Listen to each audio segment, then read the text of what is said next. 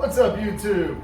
So a lot of our athletes have been struggling with pull-ups. You know, we get new lifters that just can't do any. We get some kind of semi-experienced lifters that can do a few, but they're not progressing. So I wanted to go over two different training styles that we use to really get through this. The first is going to be for the complete beginner. You don't even have to be an athlete to be able to do these. This is something where if you're just trying to get in shape, pull-ups, you know, is a goal of yours. The first method is perfect for anybody. You're going to build a lot of strength, a lot of muscle, a lot of stamina, and it will result in pull-ups. The second one that we're going to go over is for the more advanced lifter. Maybe you can do 5 to 10 pull-ups. And by advanced lifter, I mean, obviously, I don't mean like advanced. You know, we're talking like 5 to 10. You know, you're intermediate, maybe I should say. And that's going to be a training technique that anybody who can do over 5 pull-ups should be able to throw into their routine and then eventually build up into being able to do a lot of pull-ups at once. So this first method, it's something we do with all of our lifters. If you can even do 20 pull-ups in a row, this will still benefit you, but we do a lot of holds. So there's 3 ways we do it. You're gonna do a dead hang just from the bottom, then another one right up at the top, and then what I actually feel is the hardest one is the midsection hold.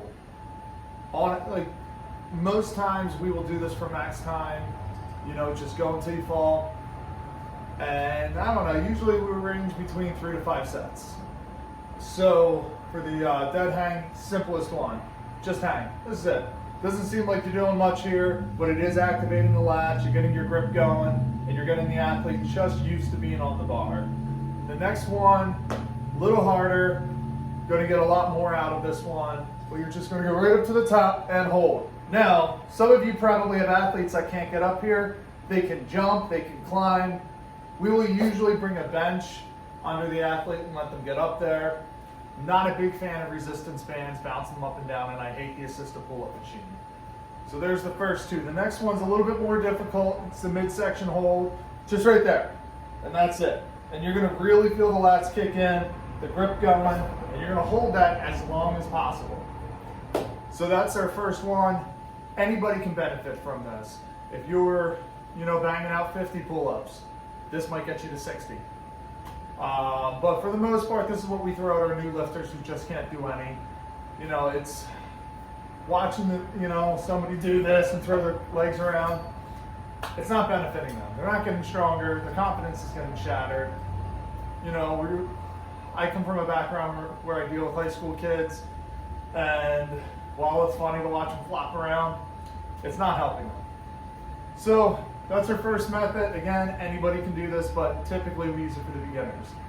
The next one, you got to be able to do a handful of pull-ups to be able to make these, you know, happen. But I throw 3 sets into one. The first set is max rep. The second set, still max rep, but you're not going to get as many. And then the third one, you're just finishing it off. So there's a couple different ways to do this, but you're going to max rep standard grip, wide grip, close grip. You can go as close as you want, just be somewhere in this range.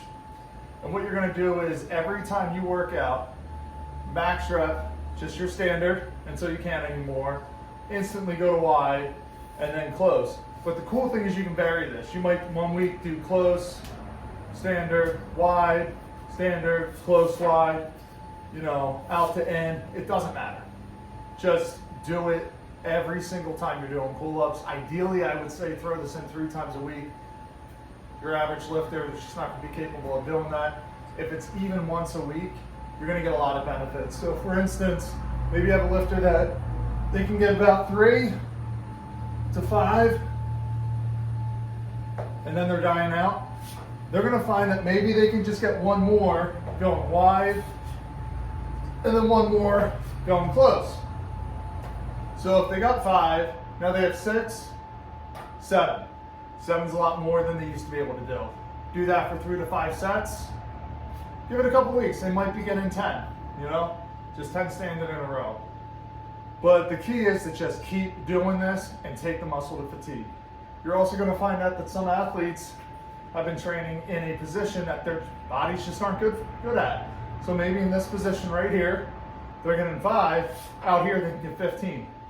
Not saying they should always go this wide, but maybe somewhere in the middle is actually where they're supposed to be. A lot of the younger athletes, they're only lifting based off of how their peers or their coaches are doing it, and it's just not how their body's made. So again, these are our 2 methods. We use them, quite often. Every lifter we get goes through this, and eventually we progress into weighted pull-ups, plyo pull-ups, just endless amounts of pull-up variations. But there it is, our 2 methods. Thanks for watching. Make sure to subscribe. See you next time.